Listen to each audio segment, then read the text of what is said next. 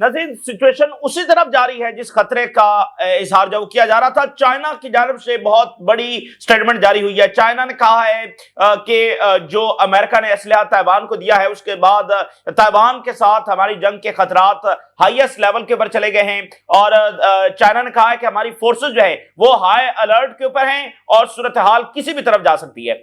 ये बहुत ही harsh statement जो है वो चाइना ने जारी किया। और चाइना बिला वजह जंग की तो धमकियां लगाता रही है, क्योंकि चाइना जो है वो जंग किसी के साथ भी नहीं करना चाहता और ताइवान तो बिल्कुल ही उसके यानी वो जंग नहीं चाहता ताइवान के हवाले से। और चाइना कभी भी इस तरह की स्टेटमेंट जारी नहीं करता है, और खासकर ताइवान के ऊपर हम जंग छेड़ने जा रहे हैं, हम ये करने जा रहे हैं।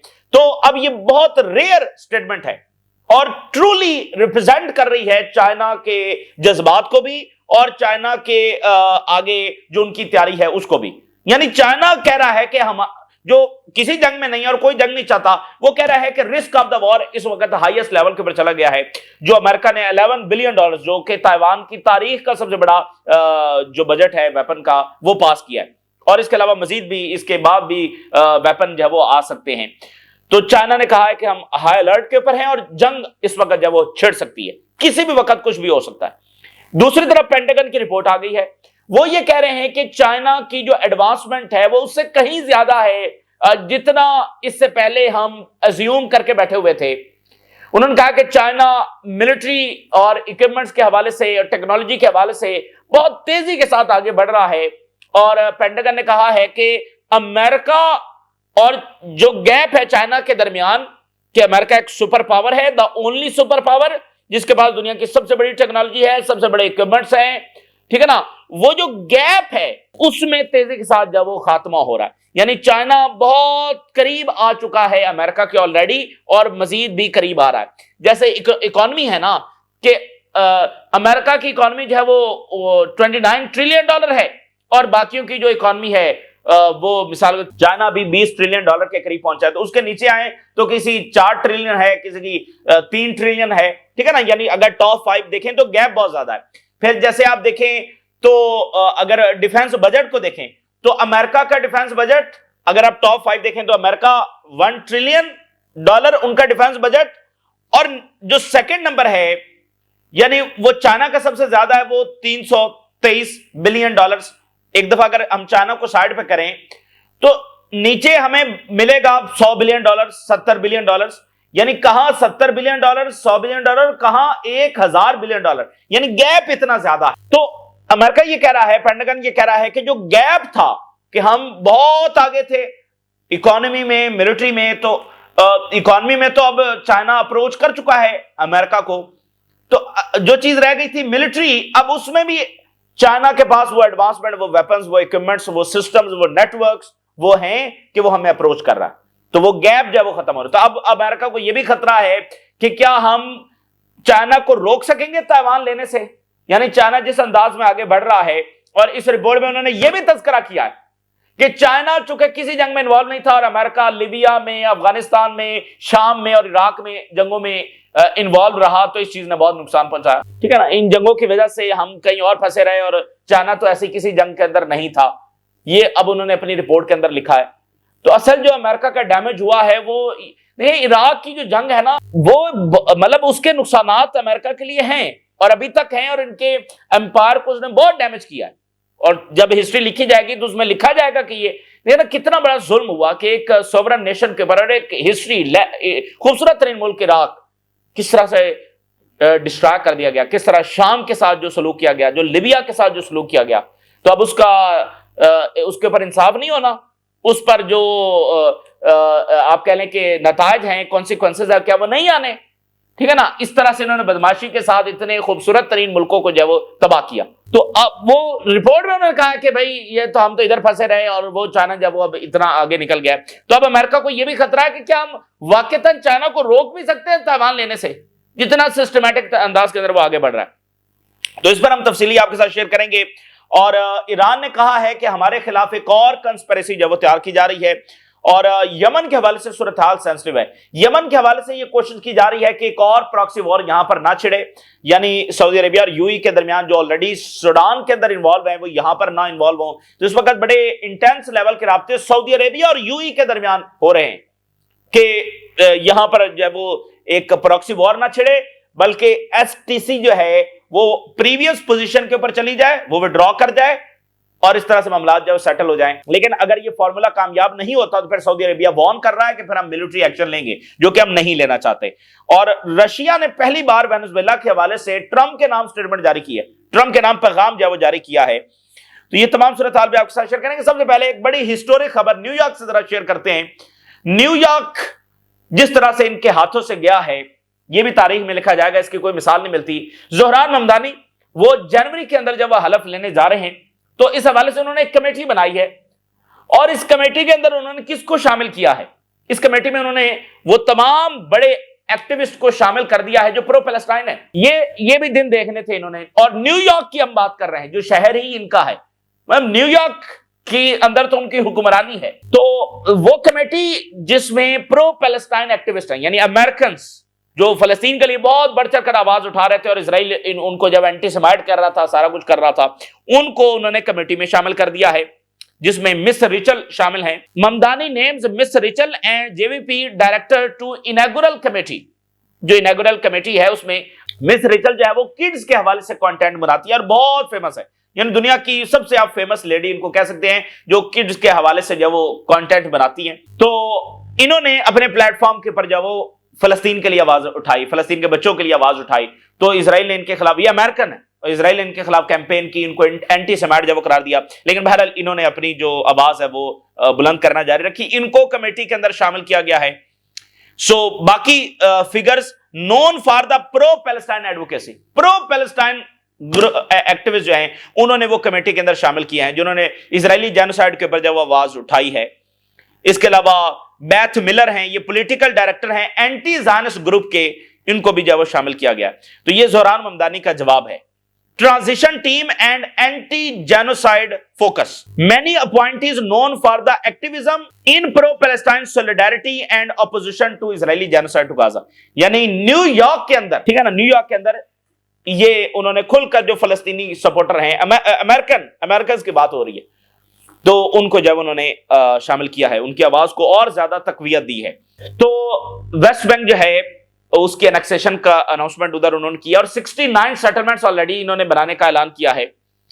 تو 14 نیشنز نے جوائنٹ سٹیٹمنٹ جاری کرتے ہوئے اس کو کنڈیم کیا ہے۔ اس میں کون ہے؟ برطانیہ ہے، بیلجیم ہے، ڈنمارک ہے، France, Germany, Iceland, Ireland, Italy, Japan, Malta, Netherland, Norway, Spain, ان تمام نے جو ہے وہ اسرائیل کو کہا ہے کہ اپنے جو ڈیسیژن ہے اس کو ریکنسیڈر کرے۔ تو ظاہر ہے یہ سٹیٹمنٹ جب اسرائیل کو روک نہیں سکتی ہیں، لیکن یورپینز نے اسرائیل کے لیے اپنا آرڈر بھی تباہ کیا، اپنی اکانومی بھی تباہ کی، امیگریشن کا طوفان بھی ان کے ہاں گیا، جس سے یورپ کا نقشہ ہی کتنا بدلا اور کتنا کچھ وہاں پر تبدیلیاں آ گئی۔ تو اپنی طاقت ان کی کتنی زیادہ جو ڈیمیج ہوئی، اور سب سے بڑھ کر ان کا امیج جو آج کی جنریشن کے سامنے یہ تھا کہ وہ ہیومن رائٹس کے گارڈین ہیں، جو ظاہر کہ ایک عام تاثر ہوتا ہے، جو ہسٹری پڑھتے ہیں ان کو پتا ہے اصل چیز کیا ہے، لیکن ایک عام تاثر ہوتا ہے۔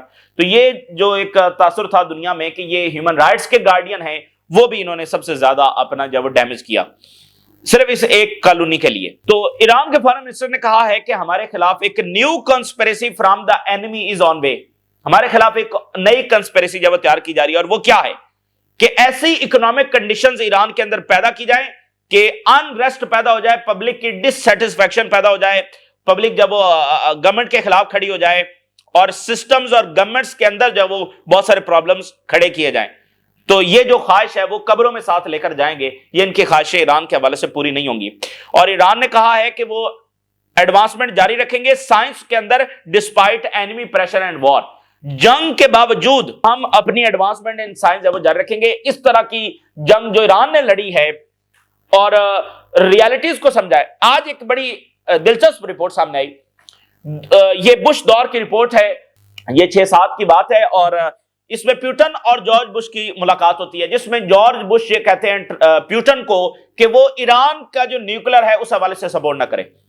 تو پیوٹن نے کہا کہ وہ نیوکلر ویپن بنانا چاہتے ہیں، ایرانیز جب وہ نیوکلر ویپن جب بنانا چاہتے ہیں، تو پیوٹن نے کہا کہ ٹھیک ہے ہم سپورٹ نہیں کریں گے، ہم ایران کے نیوکلر ویپن کو سپورٹ نہیں کریں گے، بلکہ اس کی طرف بڑھنے والے ہر قدم کو جب روکیں گے، یہ پیوٹن نے کہا۔ اور ایرانیز کے حوالے سے کچھ عجیب باتیں بھی کی، یہ مطلب اس ٹائم کی رپورٹ آج سامنے آئی ہے. پھر جب حالات بدلنا شروع ہوئے اور پھر پیوٹن جب جو ہے وہ ایران کا انہوں نے پہلا دورہ کیا تو پیوٹن نے پھر کہا کہ Iranians might be crazy about their ideology لیکن وہ بہت ہی سمجھدار اور انٹیلیجنٹ اور وائز پیپل ہیں. یہ پیوٹن کے الفاظ تھے.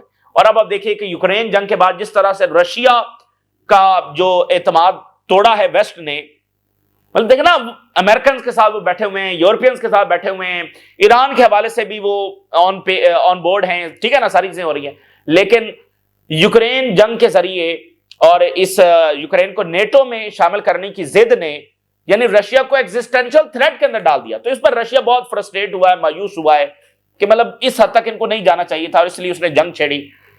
تو اس کے بعد یعنی ایران کے ساتھ ٹرسٹ جو بلڈنگ جب وہ بہت زیادہ بڑی ہے, ٹھیک ہے نا. تو ایران نے جس طرح سے اس جنگ کو لڑا ہے جس وزڈم کے ساتھ, یہ بہت ہی انیوژول ہے. اور OIC کا کوئی ملک اس طرح سے نہیں لڑ سکتا تھا جس طرح سے ایران لڑا ہے. وزڈم, ٹھیک ہے نا, پیشنس, انتظار دیکھیں, چیلنجز دیکھیں, قربانیاں دیکھیں, ایک اور اب ان کا فوکس دیکھیں. مجھے بتائیں کون سا OIC ملک بار بار کہتا ہے ہم سائنس کے اوپر توجہ جاری رکھیں گے, ہم ٹیکنالوجی کے اوپر, ہم آرٹیفیشل انٹیلیجنس کے اوپر. یہ چیز آپ کو ایران سے نظر آتی ہے جو فلسطین کے حوالے سے خاص پوزیشن رکھتا ہے, خاص آئیڈیالوجی رکھتا ہے, ٹھیک ہے نا, ریلیجن کے حوالے سے خاص آئیڈیالوجی, لیکن وہ کہتا ہے سائنس اور ٹیکنالوجی.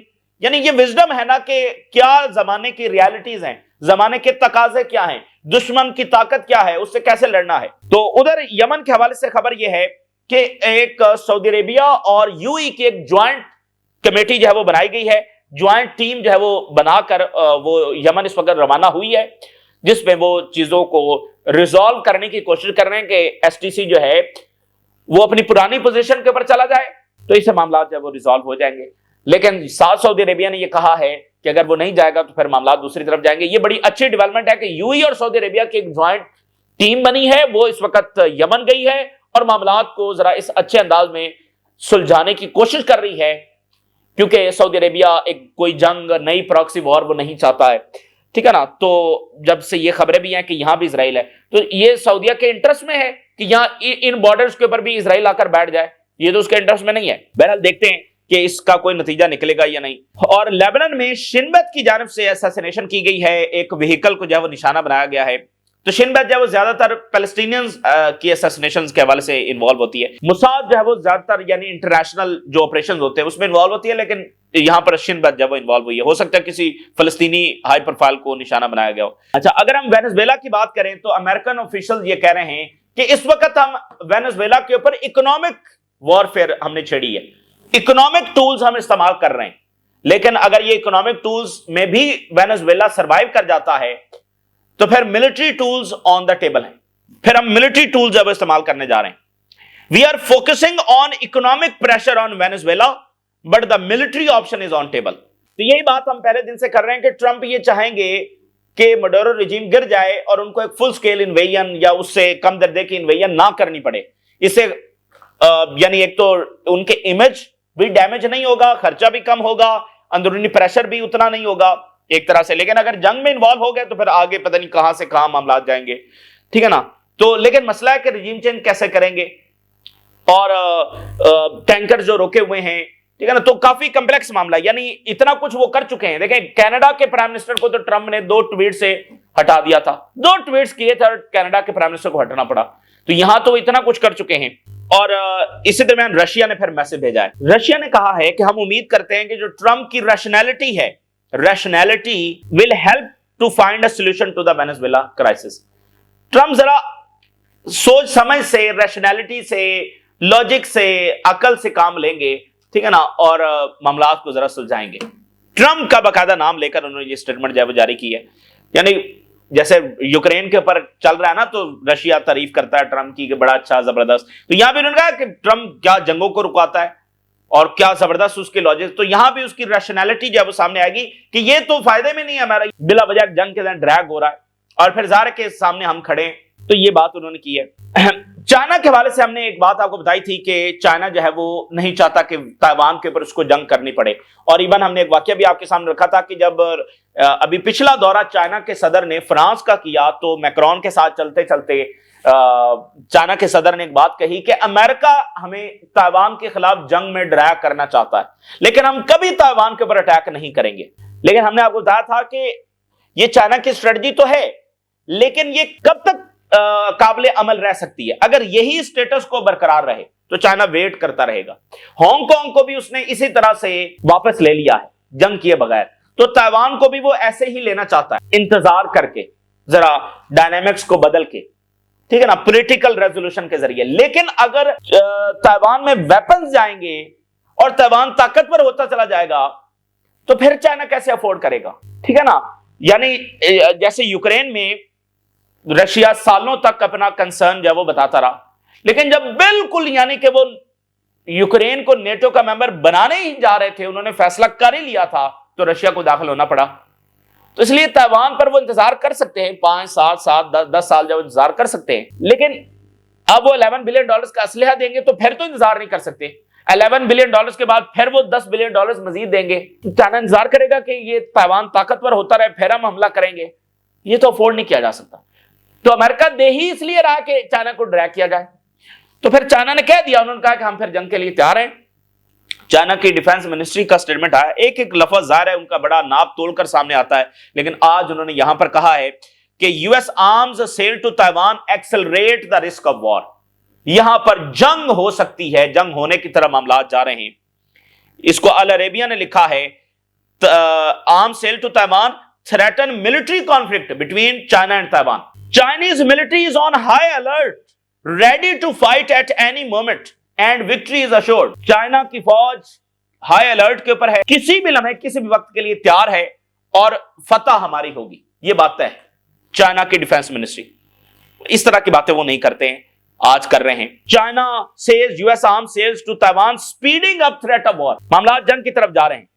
اچھا, وال اسٹریٹ جرنل نے لکھا China developing options to threaten Taiwan with brute force. China, New York Post نے لکھا China preparing to win a war on Taiwan. Bloomberg, China points to risk a clash with US after Taiwan arms package.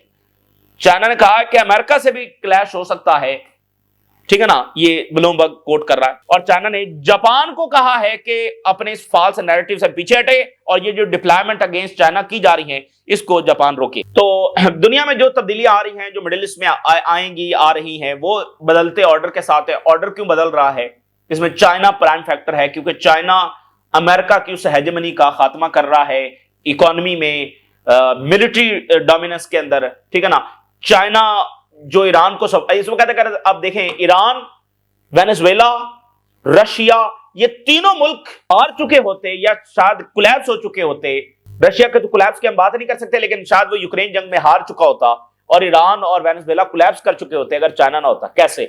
اگر China تینوں کو oil نہ خریدے, کیا کریں گے تینوں ملک؟ یعنی China is the prime factor کے دنیا میں جو تبدیلی آ رہی ہے. اور یوکرین میں وہ ہارے تو کیا ہو گیا ویسٹ کو؟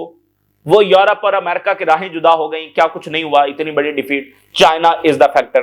ایران آج تک کھڑا ہے, بہت بڑا فیکٹر چائنا ہے. ان حالات میں سینکشنز کی سختی کے بعد اگر چائنا آئل نہ خریدے تو ایران کہاں بیچے گا؟ وینزویلا, اس کا میجر جو ریونیو ہے وہ چائنا آئل خریدتا ہے, اس سے آتا ہے. تو China is the prime factor. اب پینٹاگن نے کہا ہے, آج جو نئی رپورٹ آئی ہے, کہ چائنا ملٹریلی ہماری ڈومیننس کا خاتمہ کرنے جا رہا ہے. میڈیا اینالسٹ نہیں, پینٹاگن. چائنا ہماری ملٹری ڈومیننس کا خاتمہ کرنے جا رہا ہے. مطلب ہسٹوریکل ٹائم سے ہم گزر رہے ہیں. پینٹاگن وانٹس کہ China's military surge raises risk for US security. یہ امریکہ نے جو اتنی بڑی ریڈ لائن کراس کرتے ہوئے تائیوان کو اسلحہ دیا ہے, کیوں؟ کیونکہ اب انہوں نے فیصلہ کر لیا ہے کہ ویسے ہی چائنا ہماری ڈومیننس کو ختم کرنے جا رہا ہے, تو اس کا جنگ میں ڈرا کرنا اب وقت آ گیا ہے. بلا وجہ انہوں نے یہ ریڈ لائن جو کراس نہیں کیا. امریکہ بہت سنجیدہ ملک ہے, اور امریکہ جو ہے وہ بہت, یعنی وہاں پر ظاہر ہے کہ ان کے برینز بیٹھے ہوئے ہیں, تو بلا وجہ انہوں نے یہ فیصلہ نہیں کیا. تو پینٹاگن نے کہا ہے کہ چائنا جو ہے وہ انپریسیڈنٹڈ ملٹری ایکسپینشن کر رہا ہے, انپریسیڈنٹڈ. اور چائنا کی جو آرمڈ فورسز ہیں وہ اس سے کہیں زیادہ ٹیکنالوجیکلی ایڈوانس ہیں جتنا ہم سمجھتے تھے. اس سے کہیں زیادہ وہ یہ ہیں, ڈائیورس ہیں, ریزیلینٹ ہیں, اور جو scale of military build up ہے اور جو پیس ہے بلڈ اپ کی, یعنی جتنی تیزی کے ساتھ ہو رہا ہے, یہ لائن دیکھیے, are narrowing the margin of US military superiority. تو جو گیپ ہے وہ ختم ہو رہا ہے جس پیس کے ساتھ, جتنی کامیابی کے ساتھ چائنا کی ایڈوانسمنٹ بڑھ رہی ہے. تو امریکہ اور چائنا میں جو گیپ تھا وہ ختم ہو رہا ہے, ملٹری ڈومیننس کا گیپ ختم ہو رہا ہے. US military superiority and reshaping long term strategic calculations. اور پھر انہوں نے بیان کیا ہے چائنا کی ون آف دی ڈاکٹرائن کیا ہے, انٹیلیجنٹائزڈ وارفیئر. انٹیلیجنٹ تو آپ انٹیلیجنٹ کہتے ہیں نا, انٹیلیجنٹائزڈ وارفیئر کیا ہے, یہ ایک نئی ٹرم جو ہے وہ انہوں نے متعارف کروائی. چائنا جو ہے وہ انٹیگریٹ کر رہا ہے ایڈوانس سسٹمز کو اور آرٹیفیشل انٹیلیجنس ویپنز کو.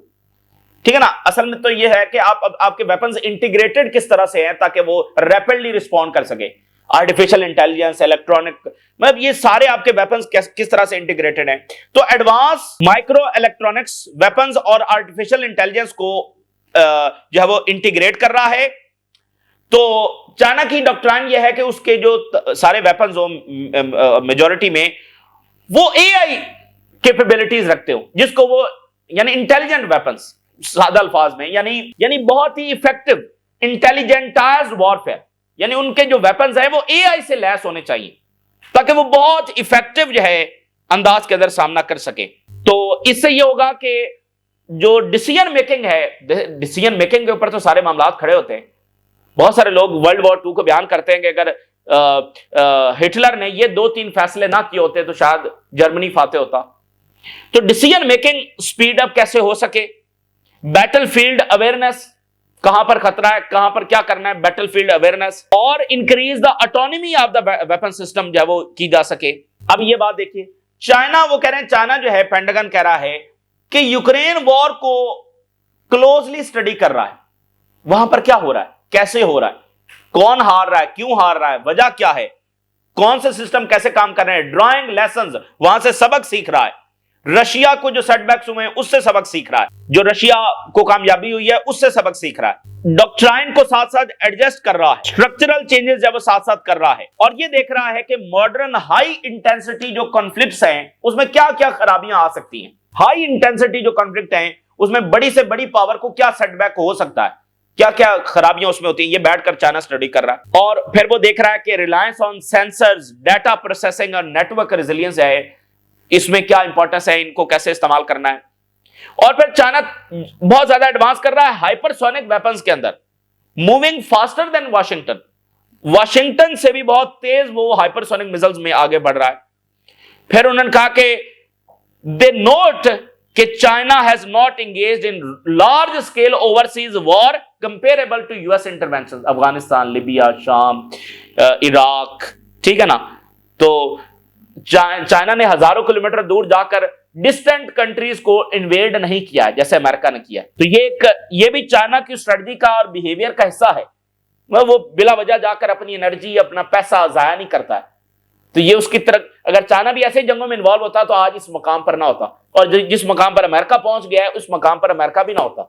یہ ڈکلائن آج ان کو فیس نہ کرنا پڑتا, شاید ان کا امپائر 40-50 سال اور چل جاتا اگر وہ ان جنگوں میں ٹریلینز آف ڈالر ضائع نہ کیے ہوتے. ٹریلینز آف ڈالرز جس پر ان کو hundreds of billions of dollars کا آج بھی انٹرسٹ دینا پڑ رہا ہے, اور اوورال ڈیٹ جو ہے وہ 38 ٹریلین ڈالرز پہنچ چکا ہے. تو یہ امپائر 40-50-60 سال جب وہ اور چل سکتا تھا اگر یہ ساری غلطیاں انہوں نے نہ کی ہوتی. تو اگر وہ ریئر ارتھ منرلز کے اوپر کام کر رہے ہوتے عراق جنگ کی بجائے, ٹھیک ہے نا, تو چائنا کے پاس یہ سپیس نہ ہوتی, وہ کھل کر وہ اپنی انڈسٹری کو یہاں پر لے کر جاتا, ٹھیک ہے نا. تو انہوں نے سپیس چھوڑ دی, تو ظاہر ہے پھر چائنا آگے بڑھا. تو یہ تازہ ترین صورتحال جو آپ کے ساتھ شیئر کیا, آپ نے رائے ضرور آگاہ کریں. اجازت دیجیے, اللہ حافظ.